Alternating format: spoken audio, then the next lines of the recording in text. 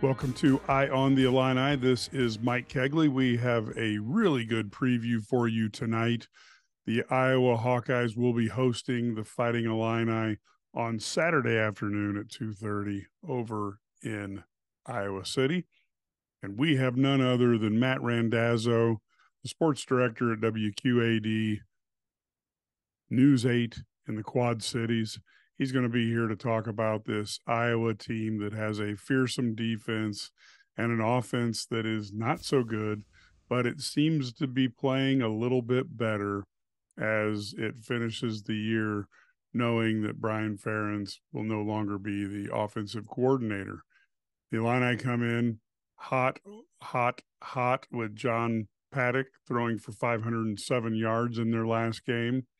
We will find out this week who will be starting quarterback. Is Luke Altmaier healthy, or will they go with the white-hot hand in John Paddock? Stay tuned. We'll be right back. This is Mike Cagley, and we are back with Matt Randazzo, the man from News 8, WQAD in the Quad Cities, sports director. He is going to give Illini fans a preview of these fearsome Hawkeyes that have just been terrorizing most of the Big Ten with this defense.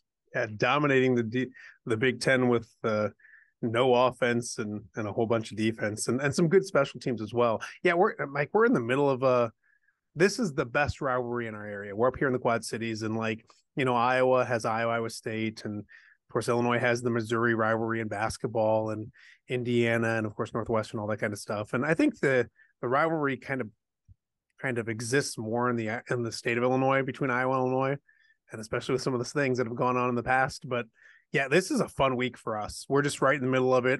We got kids from the state of Illinois playing at Iowa. We got kids that grew up as Illini fans playing for Iowa, grew up as Illinois fans playing for Illinois. So it's a ton of fun. And yeah, it's an intriguing matchup because you have two teams that combined to score, I'm trying to figure out my math, 70 points last Saturday, and the over-under is like 30. Yeah. So either Vegas is really, really smart or they know what's kind of the game plan going into this week. So it's an intriguing matchup. And, I didn't know how big of a game this was going to be this year, maybe a month ago, with Illinois struggling and with Iowa doing what they've been doing and firing, not firing, but soon to be getting rid of Brian Ferentz. We'll talk all about that soap opera here in a little bit. But, both teams have played really well last couple weeks and kind of turned their seasons into where this is a game that means a lot for both teams. And of course, it means a lot for the Illinois head coach, who's got that Tiger Hawk tattoo on his leg still. So a lot to get to tonight, my friend, a lot to get to. Yeah, this is a huge rivalry. For old Illini fans like myself, Iowa's the most hated team in the Big Ten.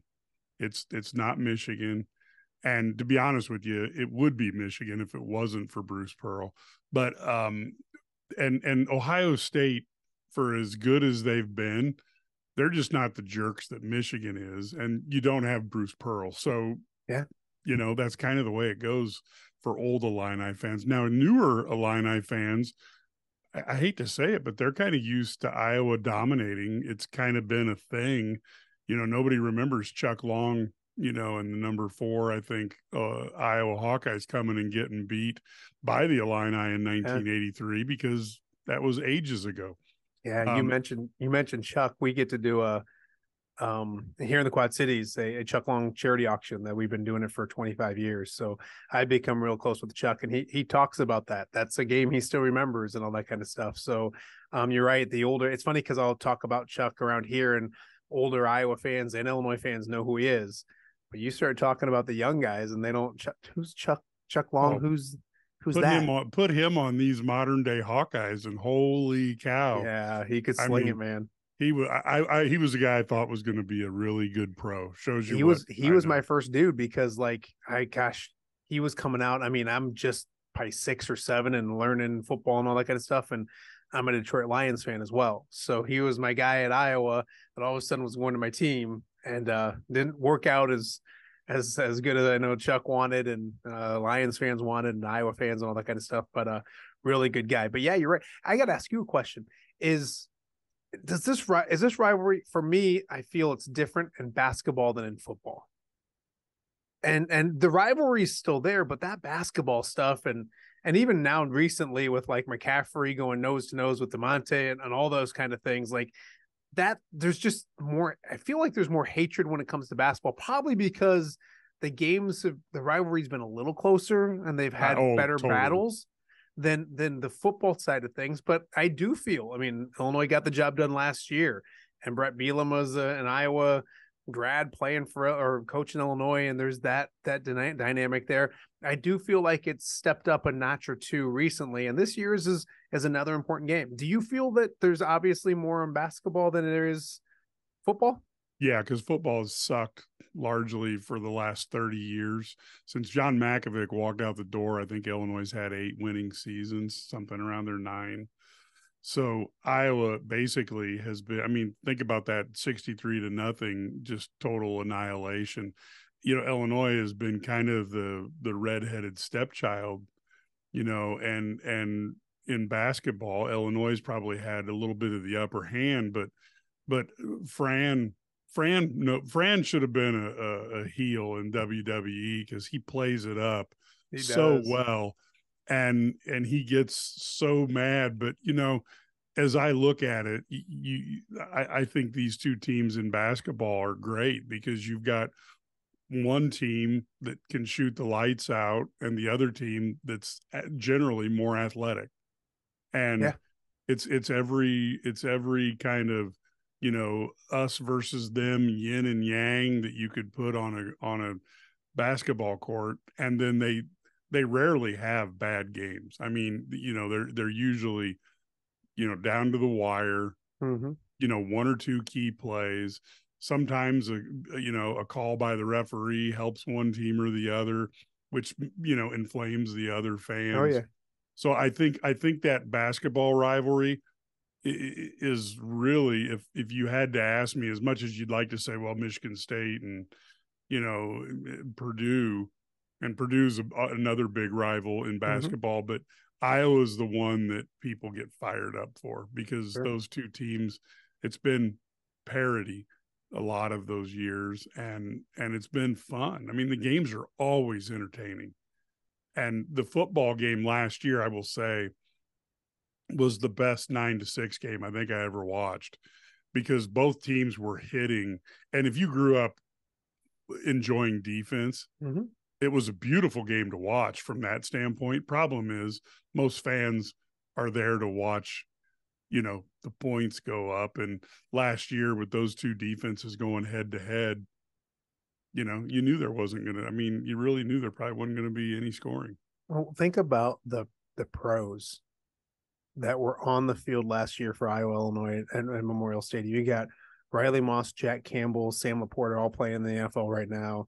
You got Witherspoon for Illinois, and then the other defensive backs are, and obviously Johnny Newton's going to be playing and making a lot of money here real quick too.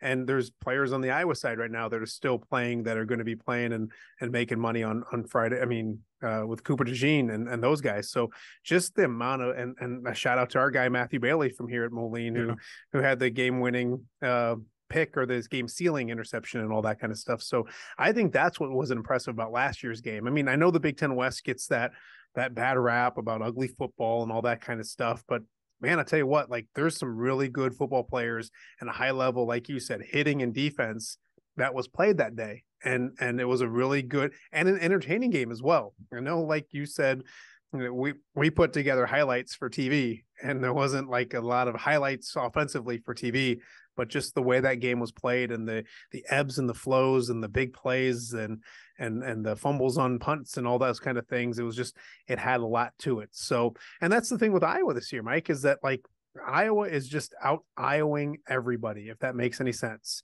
Like if you don't have a really good quarterback or a really good offense like Penn State did, and they beat Iowa, like it's hard pressed to find. They're going to muddy it up. They're going to get you to play their style.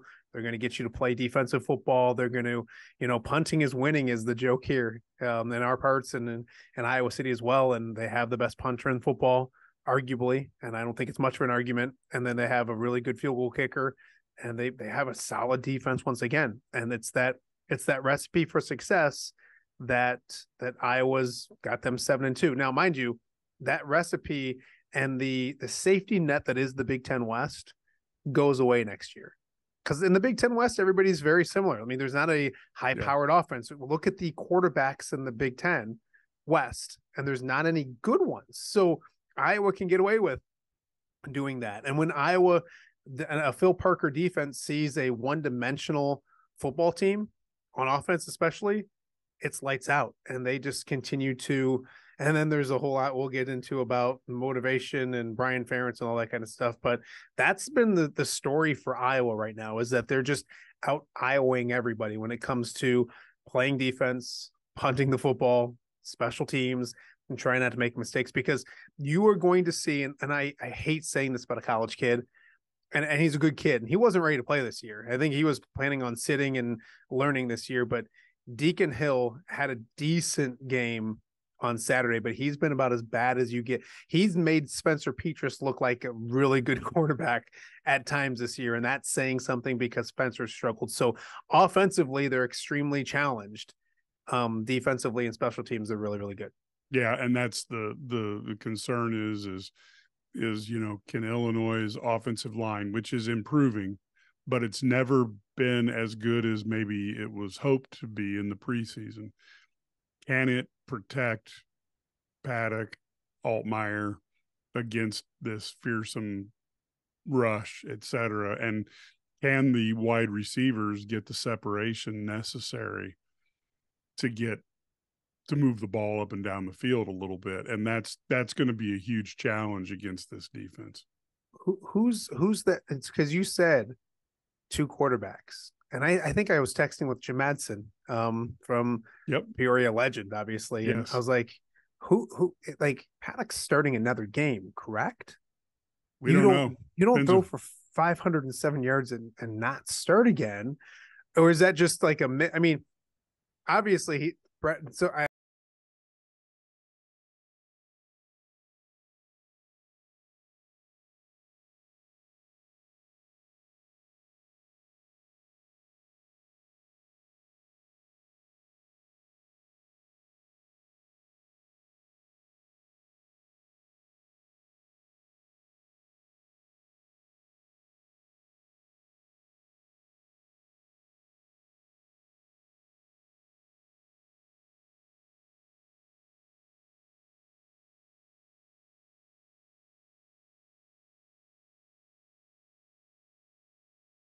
injury.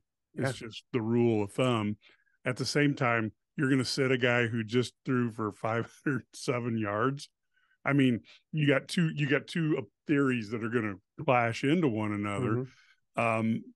Personally, what I would do is I would just say, look, we don't know how healthy Luke is, and Paddock has got the white hot hand, so he's starting. Yeah. But that's why I'm not a football coach, because I would say that, know, and he's going up against Phil Parker, and he wants to, if you can make him go work on two different quarterbacks and split their time, that I'm not saying that's going to win you the game, but it makes it harder for preparation for Iowa. So the one thing you got is that 20-hour limit that they have nowadays that they didn't have 25 years ago. So make them do some work. And then Paddock has been nothing short of amazing.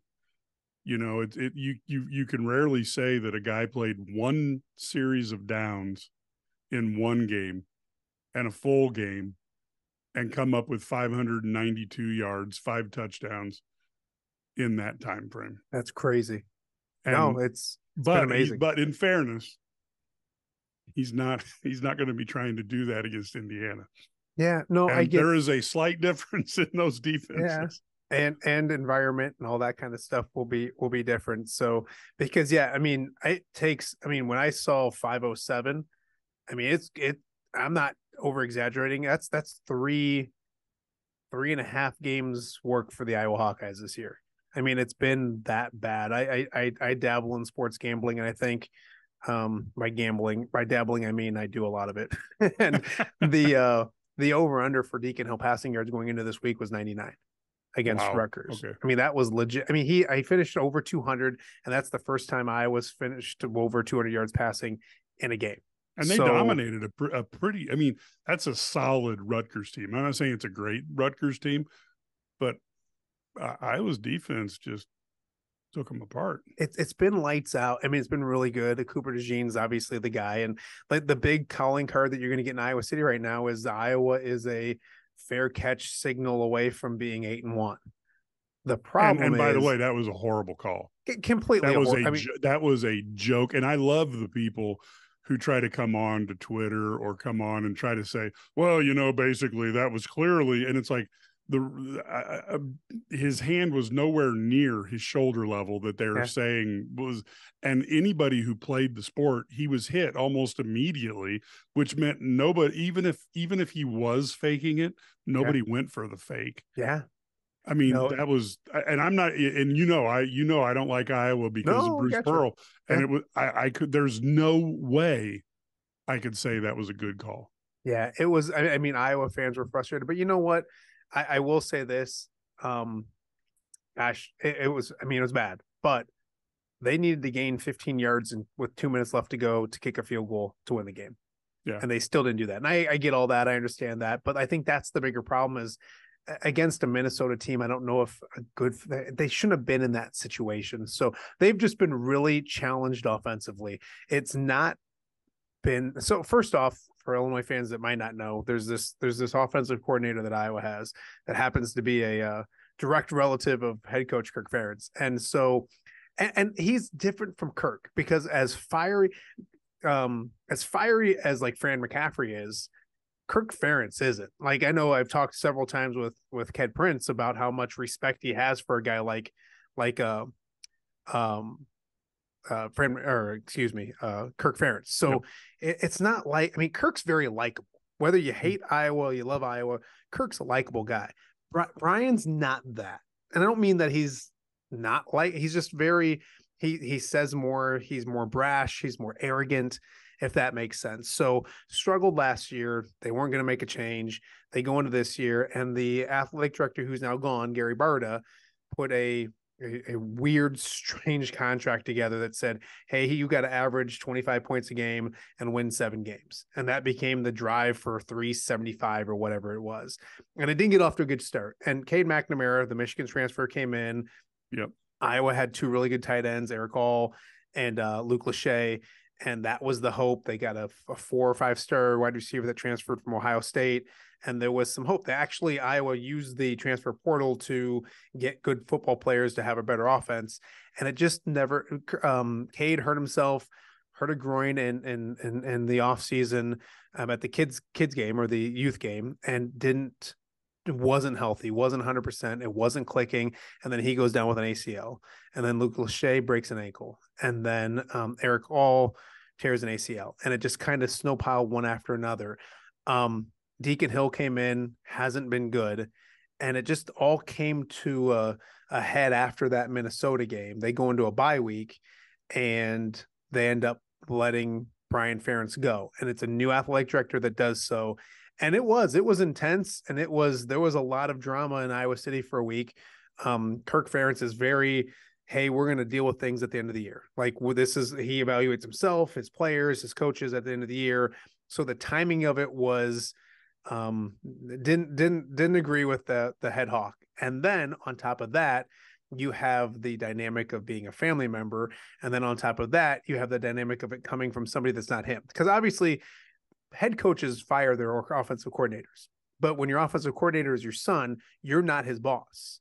The athletic department is, the athletic director is. So things just got weird fast. So, and also, if you're going to make a change, why is it not now instead of the end of the year? So Brian Ferentz still exists. He's still there. He's still calling plays. Long story short, I really think it's brought the team together more than anything else. I think they've kind of rallied the troops behind it. and they've played a little bit better. You look at Iowa, and I remember you mentioned that 63-0 game.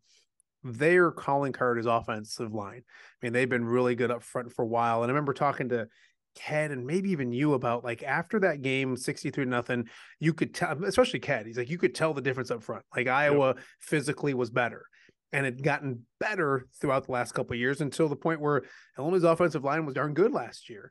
I don't know if you can say that about this Iowa offensive line. It was young last year, didn't play great, got better throughout the year. And I think like Kirk was trying to will it into existence of being that best five out there, good offensive line, and it still hasn't gotten there. So, and also you take in the point where if you can't pass the football, everybody knows you're going to run the football. Exactly. And when you run the football, you're in a whole lot of trouble. So, long story short of the drama of Iowa football, I think the getting rid of Brian Ferentz and letting that, like making that announcement when they did in the bye week, almost has kind of brought that team together where it's us against the world type of stuff. And they've played better. You look at 22-0 against Rutgers. Obviously, the 0 is the important thing, although Rutgers is very challenged offensively as well. Right. Iowa played well on defense. They do all the time. And then offensively, though, I mean, it was 3-0 at halftime. Deacon threw a bad pick right before the half in the end zone, and it was the same old story. And then they finally got some things going in the second half, got some short fields, and got some touchdowns, and things look a lot better when it's 22-0 than if it's 10-6 and all that kind of stuff. But if Illinois fans are wondering, hey, did this Iowa offense find something last week? And, have they turned a corner? I would pump the brakes on that. This is a very winnable game for Illinois because of the fact that Iowa's not very good on offense. Now, Illinois' defense, and you can talk to us more about this, hasn't been that defense from last year. And as fun as 507 and 48 points was, that 45 points is glaring to me that's that amount of points were given up by Illinois' defense in that game. Yeah, this will be where, you can tell me, but the size of the wideouts, McCauley at 6'5", he's just a bad matchup for the young Illinois cornerbacks right now. Now maybe, a year or two from now, that will be different type of thing. But right now, that was a bad matchup. And to be honest, I was shocked. There was one point a bunch of us were joking that maybe they just need to call a pass to him every play because he was almost unstoppable in the course of that game. And Indiana went away from him a little bit to their own weakness. And so, ultimately the bigger wideouts can cause them a little bit of problems, and McCauley will go up and get the ball, and his elevator, he jumps like a basketball player. So, you got a 5'10", 5'11" cornerback on a 6'5" guy who's athletic. And it was just a bad matchup, and he knew how to use his body, got in the way of things. Illinois is they're in a position where they just haven't been as strong defensively. You put 3 DBs in the NFL. Illinois doesn't have recruiting classes like Ohio State or Michigan, and they certainly don't even have classes like Iowa or Wisconsin. So Bret hasn't got it up and running quite like that yet. So they don't, to lose as many guys to the NFL, 5 or 6 guys, when you factor both sides of the ball, Illinois has a hard time filling that type of void in one off season. At Ohio State, you're just like, well, we'll have a convention of the 5 stars and see which 2 of our 7 will make it onto the field. Yeah. And Illinois is like, well, we're going to see, like, you get some kids, like DBs. The DBs are very athletic. Yeah. But they're also very young and very inexperienced. Or both, or one or the other. You know what I mean?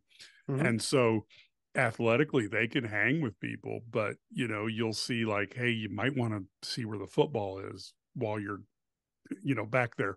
They have one particular DB who's had an opportunity for 3 different interceptions at key points in the game. All he's got to do is break to the ball, and it looks like he doesn't know how to find a pop fly. Mistimes his jump. Would have beat Wisconsin if he would have pulled down one interception that he was the only guy, but he jumped early. In comes the Wisconsin guy right in front of him. You know, that whole Wisconsin belly flop doesn't happen. And again, it's not a fault of the player. It's just, you know, young player who hasn't got a lot of experience. And then you've got Johnny Newton, who, to be honest, he reminds me of Aaron Donald, or even looking at Mean Joe Green. There are plays he gets triple teamed. He literally gets triple teamed. And sometimes Illinois can take advantage of that. Other times they don't. But if you have a guy being triple teamed and you can't take advantage of that, yeah, it's not good news. Oh, yeah. Well, I think what fans will be surprised by, but the way this will be a much different game than the Indiana Illinois game. Oh, I mean, I that's exciting. Fans love it. It won't be a shootout. I think any flaws that Illinois had in their defense will look a lot better when it comes to this Iowa offense and how bad it's been. I mean, it's historically bad, Mike, when it comes to numbers. They rank last, and it helped a little bit last week, but boy, my good friend Tom Kaker was telling me that they averaged they would have to average 400 yards in their last two games just to get from 134 to like 133. Like, that's how bad like they are from, like, they're in dead last in total offense, and it ain't even close to the way they do things. So I think the old saying Vegas knows is very, very intriguing here, because when I saw 48 points, I saw 22 points. I'm like 70 points. I'm like, we're going to make some money this weekend, because like they're going to set a line at like 35, 36, 37, and it's sitting there at 30 and it's not moving. I think if anybody who knows what these two teams really are, it's going to be a grind. It's going to be a slugfest. And I think that's okay. I think that's okay for Illinois. And I know Iowa likes that, but I don't think this is like a high scoring Illinois offense that's not going to know what to do at Kinnick Stadium in a slugfest. I think Coach Bielema will have them prepared. I think they'll have them ready, and it'll be interesting, because as an advantage of it is to be at Kinnick Stadium, it's also a disadvantage, because those Iowa fans that haven't seen offensive football in like 5 years that's actually good, you know what that's like. It can become, those friendly fans can become disgruntled fans very often. I've always said the most popular guy in the Kinnick Stadium had been Joey Labus, who was the backup quarterback. Now there's a four-star kid, Marco Lainez, that's moved up ahead of him, just a true freshman. And that's my guy. That's my guy right now. The Hawkeye Report podcast that I do, like, that's my calling card, because the definition of insanity is doing the same thing over and over and expecting a different result. Like, if you're last in the Big Ten and last in the entire country in offense, and you keep trotting the same guy out there, no disrespect to Deacon Hill, thrusted in a different and interesting situation. So I'll give you some background on Deacon Hill. He was a 3-star kid out of California, didn't play his senior season of high school football because of COVID. Then he went to Wisconsin and he sat. And then last year, change of coaches, he kind of knew he was on the way out. So he got into the portal, and he really didn't have any bites out there. Iowa added as like a offensive expert or specialist one of his former coaches at Wisconsin. And that's how the connection rose. And they said, hey, well, let's give him a shot, bring him in here. And it was in full, like, he was going to come here, work, get better, and not play a year. Right. And obviously the injury to Cade McNamara thrust them into the action. But you're looking at a guy before 4 weeks ago, whatever it was, when Cade McNamara went down, hadn't played in a competitive football game in 3 years. Wow. And it shows. And I know there'll be jokes with Illinois fans. And if you've seen Deacon Hill, he's a larger human being. He's a big boy. And I know that's one thing that Kirk Ferentz talked about in his last post game about, getting him in better shape for next season as it moves on. Now, if Iowa rolls Deacon Hill out there as your starting quarterback next year, then there's a whole lot more issues in Iowa City than that. But that's kind of the Deacon Hill story. He did make some better throws this game, but he's a big guy and the accuracy is not great. And he's turned the football over. And I think when you're an Iowa fan, that's the number one. I know it sounds cliche, Mike, but when you talk about keys to this football game, whoever wins the turnover battle is going to win the football game. And that's the case. If Iowa gets up 7-0 and they don't turn it over, set 10-3 or whatever, they're going to win the football game. But if they make a mistake like they did against Minnesota, they drop back 7 yards, 7-step drop, and Deacon Hill got stripped of the football, and they get easy scores, then you're in a lot of trouble. So it's been crazy, man. Like if you like offense, you're not going to find it at the University of Iowa. And it's been as bad as I've ever seen it. And I've been covering football for 22 years, and I've been loving it and watching it for 44. And it's as bad as you'll ever see. I mentioned sports gambling. You make a lot of money off of Iowa football because the under is your best friend. So, and that didn't change with a 22-0 victory over Rutgers. The crazy part of it that we've talked about at the top, 7-2, they've clinched a share of the Big Ten West. They have their own fate in their own hand. They win at home on senior day in an electric environment. Kinnick Stadium's great to watch college football if you've been there. They're going to the Big Ten championship game for the second time in 3 years. Now, your prize is an ass kicking from Michigan or Ohio State. Pick whichever your poison is, but that's still something that you can hang your hat on as, you won 9 games. You go to a bowl game, you maybe win a 10th game. And I know a lot of football programs, including the one that you love, would take a 10-win season anytime. So that's the weird part of Iowa football is the floor is pretty high, but that ceiling is pretty low because of what they do on the offensive side of the football. So do you have a thought? Have you thought about predictions wise on what you think happens on Saturday?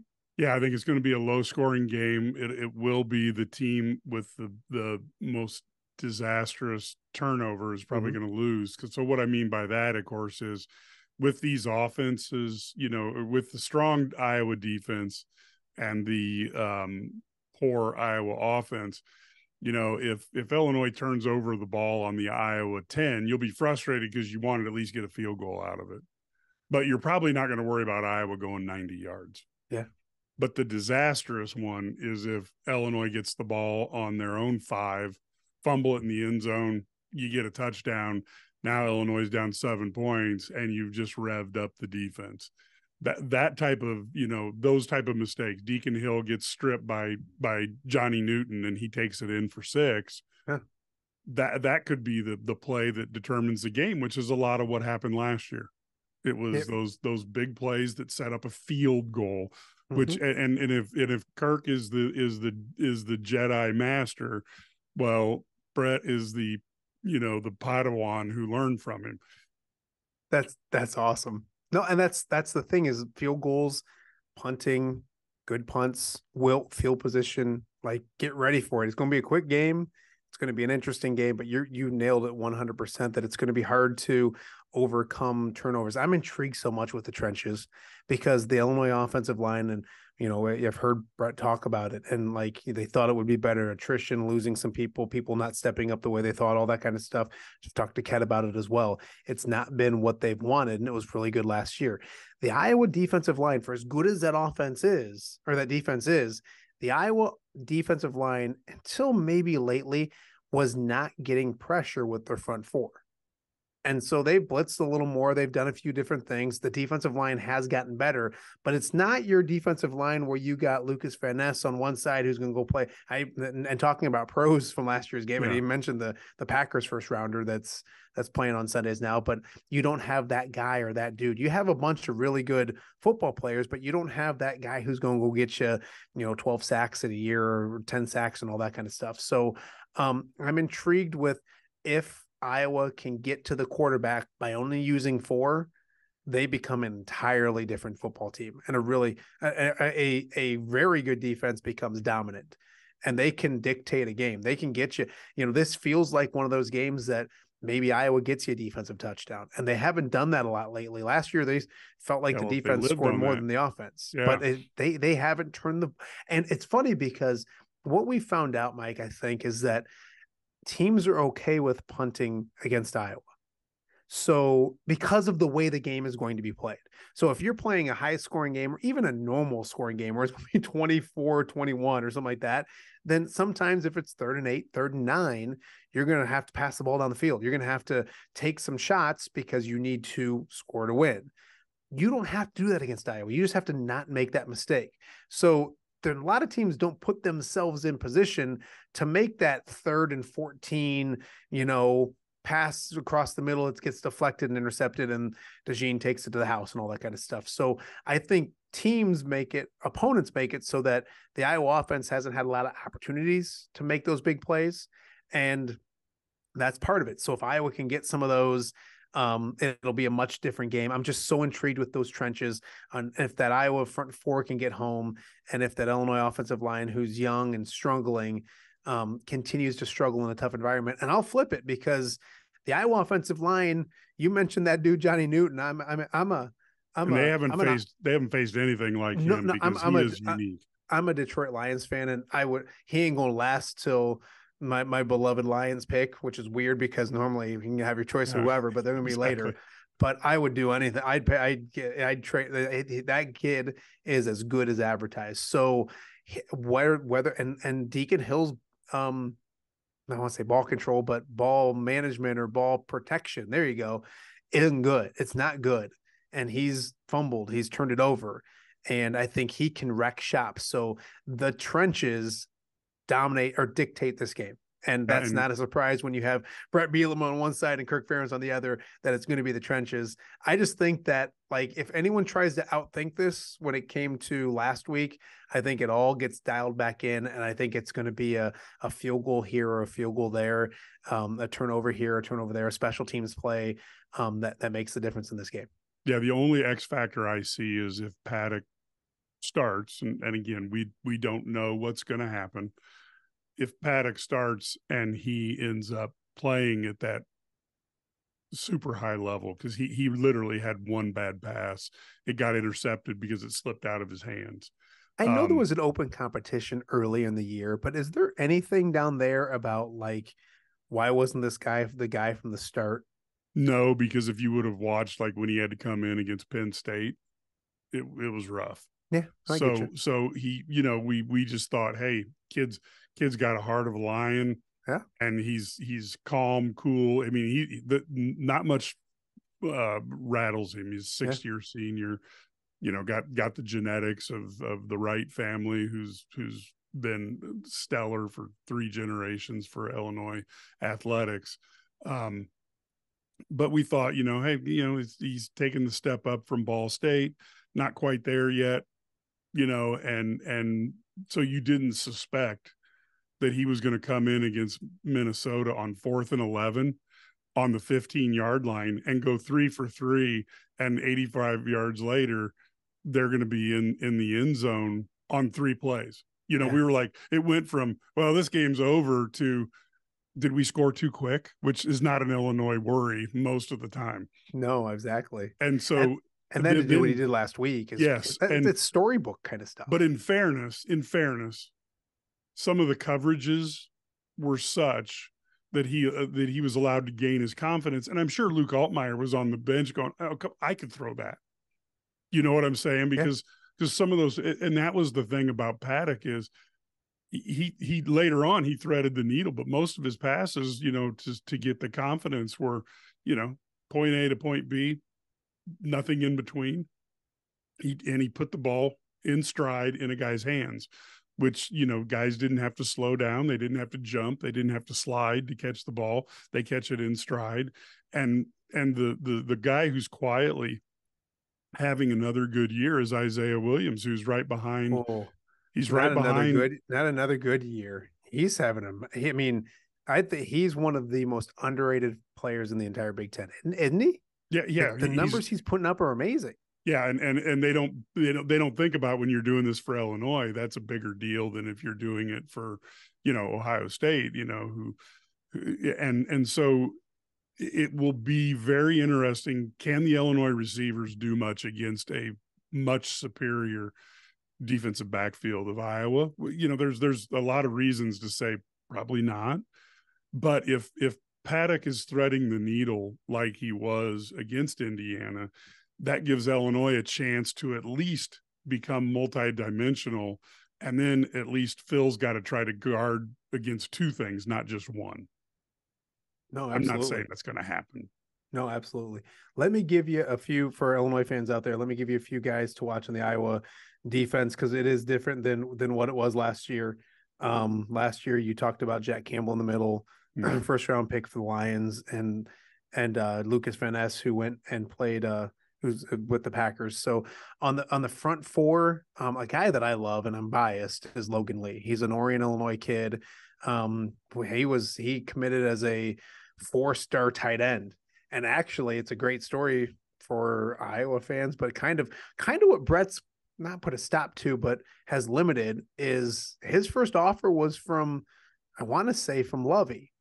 And then other people like Kirk was quickly after, and then it snowballed and he went over to Iowa City and he's moved. He moved to defensive end, to defensive tackle. He started like 3 straight years, just a gritty, gutty guy who's going to clog up the middle, make big plays, block a field goal here and there, get to the quarterback every now and then. Just a really good, solid football player that I think will get a chance to play on Sundays because one, he's productive, and then two, he's going to get a look just because it's the Iowa system. He's going to get a 4th, 5th round draft pick just because of his size and the fact that he's played in that Iowa system and all that kind of stuff. At the linebacker level, they had to replace Jack Campbell. Jay Higgins has done a fantastic job. One of the league leaders in the Big Ten and tackles and just playing at a high level. And then the best guy on the defense is Cooper DeJean, who's a cornerback from a small town in Iowa, your typical Iowa kid that like is a freak athlete, that plays really hard, that does things the right way. And he's going to make money in the NFL next year doing that as well. And then another guy to keep an eye on is Sebastian Castro. He's making the most of his 5th year, kind of waited his turn. And what Iowa does is they play like most teams is cash position where they're basically a nickel. And so they'll go 2 linebackers and then five DBs, and Sebastian's your cash cornerback / safety. And he just has that nose for the football. He's come up with big interceptions. He had the interception return for a touchdown against Iowa State. So he's that guy that just kind of makes all of those good plays happen. But, there's not that badass on the defensive line. No offense to Logan, who I love, that's just going to go out there and you're going to have to double team that guy every single time. Right. So, and then offensively for Illinois fans, it's been bad with Deacon Hill. We've talked about that. They came into the season with Caleb Johnson as their running back, who they were really excited about, had a really good freshman season, and he battled injuries. And then right now, I just think he's in Kirk's doghouse. And you know what that means in the Big Ten and in college football these days is when you get in a doghouse, usually you're probably going to be in a portal here soon. And I'm not saying I know that for a fact, but when you go from being that guy that's starting to not getting too many carries, that red flag comes up. So they have a freshman, Jazz Patterson, who's played well. And then LaShawn Daniels is just a guy who continues to play well, continues to be that guy that makes plays. And the kind of the third back coming into the season that now is the leading rusher for Iowa. So that's kind of their offense. Their offensive line's not the elite offensive line that you're used to at the University of Iowa, but it's good enough and it's getting better. So we'll get to picks here in a second, but it's an important game for Illinois. Can they can still make the Big Ten championship game too, can they not? If they win theoretically, and Iowa loses out, they'd have the tiebreaker over Iowa. Yeah, you need a lot of things to happen. But technically, if Illinois wins out and a lot of dominoes fall in a certain pattern, they could be in the Big Ten championship. Because I don't know about all the other like Wisconsin, but hey, Wisconsin I know has a tough game coming up too. And then Minnesota and Wisconsin play that last game and everything. And Iowa goes to Nebraska after this. And there's no love lost between Iowa and Nebraska and Illinois and Nebraska and all that kind of stuff. But that's a tough game on a Black Friday at their place. Iowa can't show up and beat anybody. Like it just doesn't, they're not good enough on offense to show up and beat anybody. So if you told me that Iowa loses to Illinois on Saturday and loses to Nebraska, and what does Illinois have to do? We already talked about them beating Iowa and then beating Northwestern. Yeah, although That game's Northwestern is playing, it's at Memorial Stadium, and yep. Northwestern is playing much better than. I mean, I didn't think that team would win 2 games. But This I'll tell you this: if it gets down, if Illinois beats Iowa on Saturday, and then Iowa loses on Black Friday, and if Illinois doesn't beat Northwestern, shame on you, because well, with all Illinois, remember they closed 1-4 last year, yeah, so there's some dragons that Coach B needs to slay. sure, Because there's some folks who are like, how did we lose to Michigan State? How did we lose to Purdue? The Michigan loss, okay, that's yeah, fine. But he's got to slay some dragons. So they Illinois is a team that I think he said it going into the season. He said we can beat every team on our schedule, and every team on our schedule can beat us.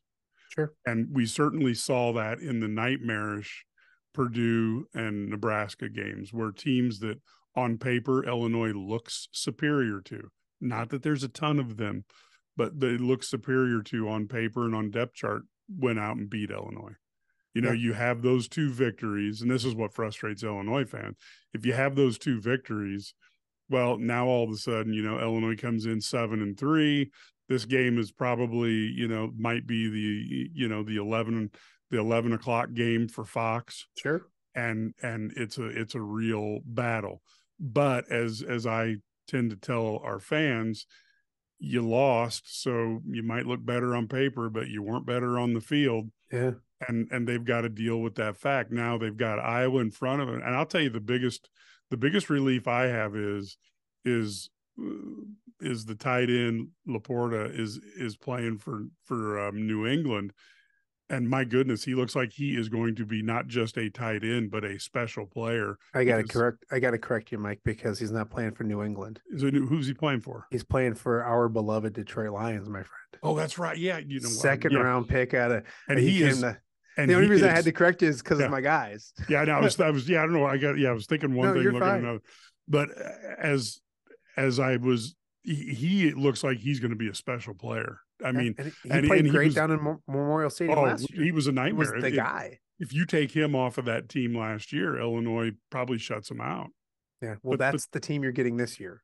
Remember that. That's there's usually an All-American tight end, and Devin Witherspoon isn't there either. So yes, no, I get you. But Eric all looked the part, and Luke Lachey was the guy. Like Luke Lachey is going to be that next Iowa tight end. That I mean, you look at. I mean, we can go. I mean, you go T.J. Hawkinson and Noah Fant and Sam Laporta. Like Luke Lachey was going to be the next guy, and unfortunately, he hurt his ankle. He may be back for a bowl game, but he won't be back obviously for this week. And so that I think is the big thing, but you're right there. That Sam Laporta played really, really well last season, all year long, but especially against Illinois. Oh, he's devastating. So what do you think is going to happen this Saturday? Because this is a hard one to predict, but it's easy to put your chips in the Iowa corner based on the performance of the last 25 years of the defense. Yeah, I just, I haven't been, so I do a Hawkeye Report podcast with Tom Kakert, and, I've picked against Iowa a couple times. In fact, I predicted Minnesota 13-10 over Iowa, and it was 12-10. So I was way off. But, I thought they'd lose last week. Like it's one of those things where like, when you watch them enough, well, look at it like this. So it's a 3-point favorite, right? Iowa's a 3-point favorite. If this game was played at Brady Street Stadium in Davenport or at Wharton, or like in Peoria somewhere, or on a neutral field somewhere, it's a pick'em game. So like that tells me something. And so, I mean, I do think Iowa's not going to run the table. They're going to lose one of the next 2 games. I do think just because it's senior night, or senior day, just because of the emotion of being at home, finally things got rolling the right direction last week a little bit. That and Kirk Ferentz, I know it didn't happen last year. What do you remember the date of last year's game? Was it November? It was probably November, wasn't it? It had to be around that time. Yeah, because Kirk's really good in November, especially at Kinnick Stadium. I would love to look up his record and know it, but yeah. So I am going to go Iowa. I am going to go like 13-10 or 13-6. Something like that. And it's weird because I'm not confident that Iowa scores a touchdown, but I do believe that they'll get in the end zone. So I'm going to go Iowa 13-6. But like I said, if you told me it was anything different, it would not shock me. I think Iowa does stub their toe against Nebraska, and then they just get absolutely destroyed it in Indy and all that kind of stuff. And then the next era begins for Iowa football. I really believe that, and I don't believe that because Kirk Ferentz leaves, because I think Kirk stays. But I think the safety net that is the Big Ten West goes away, and you play Oregon, you play Washington, you play these different teams, and that safety net of playing Minnesota, and they do have those still protected, but you still playing in that conference, it goes away some. So my big thing with Kirk Ferentz, so Kirk will be back next year. When that whole thing was going down with Brian Ferentz, if you asked me, I would have said 50-50. Right. Like he was not happy at the press conference that they held, that Tuesday presser after the announcement, all that kind of stuff. But he's kind of come out and clarified all that. If I was Kirk Ferentz, unfortunately, this isn't going to happen because I do have a ton of respect for the man. You look at Nick Saban down at Alabama, and just flatter me for a second because I'm not comparing Iowa and Alabama. But Nick Saban got smart, like 6-7 years ago, when he realized, hey, college football is changing. And while my defense is really good and all that kind of stuff, and I can recruit, I got to catch up with everybody else when it comes to offense. So he stepped back and he became a CEO. And I think he brought in Lane Kiffin, I think is who the first guy that came in. Yep. And he said, you do this offense. My defense is going to be good, and we're going to win a lot of football games. I'm going to be the CEO. If you look at that, at the University of Iowa, Phil Parker is as good as it gets as a defensive coordinator. He ain't going anywhere. So you have your defensive coordinator, and your defense is going to be fine. LeVar Woods and the special teams is as good as advertised. They always are as good as advertised. You got your special teams. Find a young, innovative play caller that comes in and changes this offense. And then just be a CEO. Be 68, 69 years old. Be a CEO. Be the face of the program. Make the decisions, and see what you can do in your last 2, 3, 4 years, whatever it is. I don't know if he does that. And everyone gets really mad at Brian Ferentz. Brian Ferentz, he's the worst. He's the worst. It's still Kirk Ferentz's offense. This is what he wants to do. He wants to run the football, play with 2 tight ends, do these kind of things. This is Kirk, and God bless him. He's won a lot of games, and his results speak for themselves. But I don't think they go down that road. I think you could Paul Chryst could be Iowa's offensive coordinator next year. Yeah, that's a name that's came up. And like you look at the Wisconsin offenses, they didn't excite you any. So sorry to get on a tangent about the future, but that goes away. That whole safety net of the Big Ten West and everything goes away. So it's going to be a very intriguing couple of years at the University of Iowa. But yeah, I think they get the job done. I don't say that as I can't remember what I picked last year. And I do love Bret Bielema and what he's doing. I'm still cranky at Illinois because they don't bring the caravan up to the Quad Cities. They did it 2 years ago, and it was awesome to get Bret back in his hometown, his home area. He was born in the Quad Cities and all that kind of stuff from Prophetstown. So, and there's not a better dude to talk to. And I mean that I know you've met Bret and all that kind of stuff. He is a good guy. And you know what? While I'm on here, I'll plug her. Shauna Green is as good as advertised too, and she's a great human being too. They have 3 fantastic coaches in the revenue sports with Underwood, Bielema, and Green, and she may be the best of the 3. Yeah. I think she's going to be a star. Yeah. Keep her as long as you can and all that kind of stuff. And that's coming from somebody who watches the Iowa women's basketball program, which might be the best thing in college sports right now when it comes to innovative and changing the game and all that kind of stuff. But yeah, she's as good as gold. Little quick story. I do a golf outing for my dad, who's passed away like 10 years ago. And we try to get as many sports athletes and all that kind of stuff to come back and do it. And, I had mentioned it to her when she was in the caravan, and I think Bret had brought up a football to donate for it. And she sent me a picture and a signed picture and a shirt and a bunch of stuff from her. Didn't even ask. And she said, hey, I heard you talking about your dad's thing. Hope this helps. Best of luck. Come on. Like, she's as good as it is. And I'm biased as well because she's a Clinton, Iowa native, which is in the WQAD viewing area and the Quad City area, if you will. So, yeah, quick little trip down to women's basketball road, but she's as good as it gets too. So, I do think that, long story short, for me, I do think Iowa gets the job done, but I wouldn't be surprised if Illinois gets a victory. Yeah, I'm predicting Illinois is going to do their best to duplicate what Minnesota did.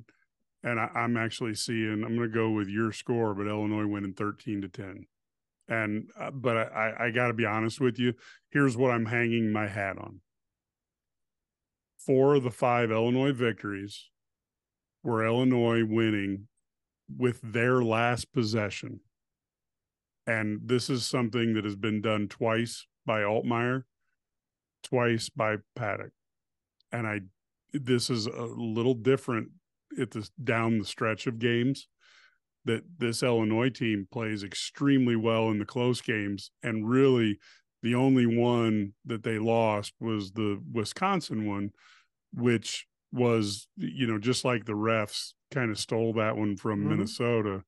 They putting Johnny Newton out when he tries to come down with his hands first to prevent the fact of the matter is that the blocking was so bad that Newton was in the backfield literally in a second, and the freshman quarterback was oblivious to it, and he comes down on him and kind of hits his head into him. It was clear he was trying to not do that. Sure. And when you put him out of the game, look, a helmet to helmet, a roughing the passer, fine. Yeah, 15 yards is one thing, but having him not, but making it 30 game, and he's huge. Done. Yeah, and so Wisconsin hasn't had those type of calls the last few weeks, and they've lost.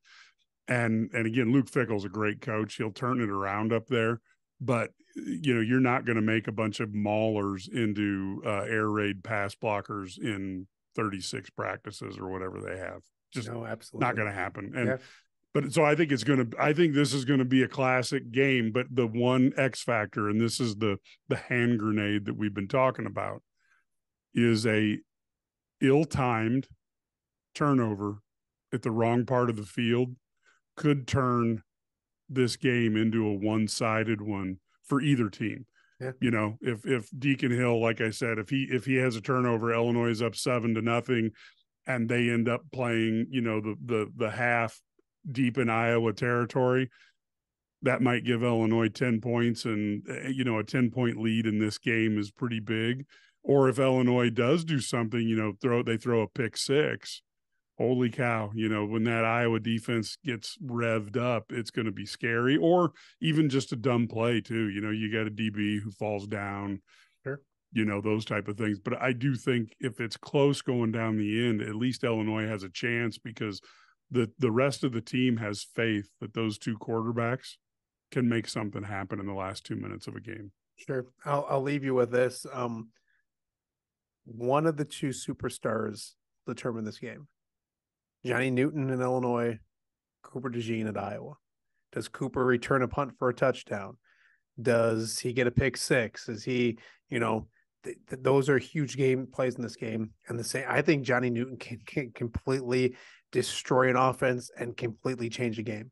Who the X factor is for Illinois is, will Keith Randolph, a high ankle sprain. Some days you feel good, some days you feel bad. Yeah. If he comes in feeling good, now they have 2 defensive linemen that you have to deal with, and their pass rush looks much different when he's got that first step, that back a little bit. And then on the games where his, doesn't feel as good, you can visually see sometimes that it, not quite as, doesn't have the spring to his step that he has. If anybody's listened to us two knuckleheads talk for this hour and learn one thing, take the under. The under, my friends. It's not even take a first quarter under if you want to, all those kind of things. But enjoy the game and get this rivalry back rolling again. I really do think that Bret Bielema is going to do good things. If Illinois fans listen to this, obviously be patient. Be patient, because he's not going to have the season he had last year and then pile it up with suddenly you're playing for a college football championship. You got to pump the brakes. It's a process. It's a building process. And like you mentioned, recruiting classes have to stack. You have to stack these classes back to back to back in order to have that depth that everyone expects you just to suddenly appear. I did look at, I forgot the number, but it's 7 or 8. I think 8 head coaches since Kirk Ferentz started at Iowa that Illinois has had. And that's just, you finally got a dude that's going to be there for a long time. Be patient with him, because Kirk Ferentz's first year was 1-10 and 1-11, whatever it was. Be patient with him. He's the right guy. He's going to build good things. He's going to do good things. He's going to drive you crazy sometimes, but you know, you're going to go to a bowl game for the second straight year.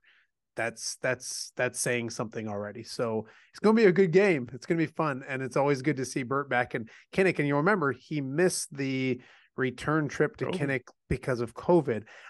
There probably wasn't any fans that wasn't going to be there anyways that year, right? I don't think I'd have to go back. I'd even have to go back. There were fans because the year that there was no fans was down in Champaign. Okay. Yeah. Because Spencer Petras had one of the only good games I've ever remembered him having down in Champaign. Yes, he did. Yeah, which is crazy because there wasn't too many of them. By the way, if you're an Illinois fan, Spencer Petras officially entered the transfer portal this afternoon. So if you want to jump on that hotbed, I'm right at it. You know what? I will say this about Deacon and about Spencer is that they were put in, they have been handled everything with a ton of class.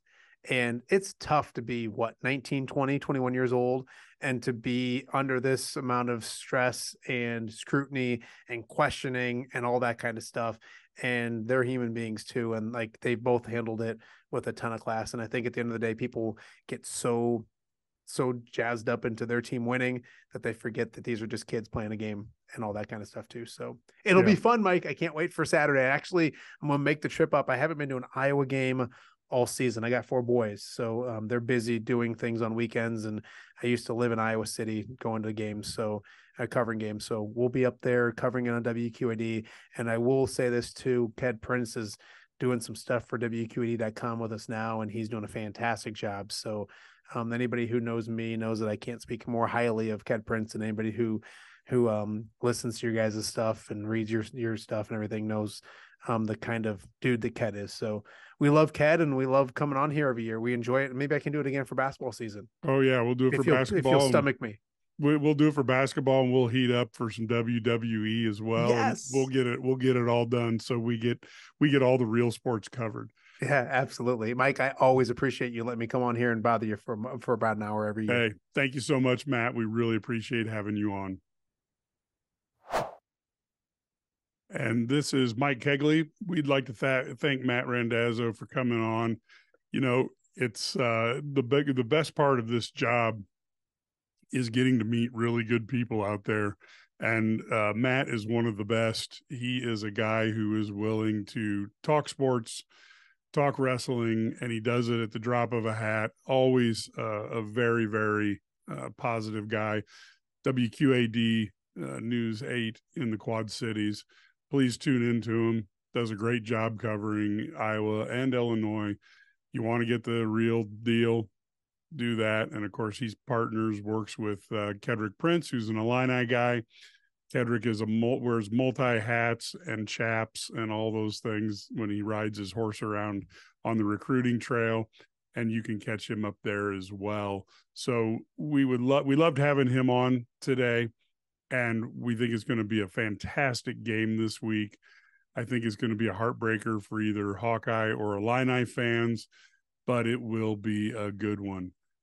We will talk to you later this week. Of course, Illinois plays Marquette on Tuesday night, and it is going to be a week full of Illini athletics. And of course, we always want those Illini athletes to realize that we are in their corner. Go Illini.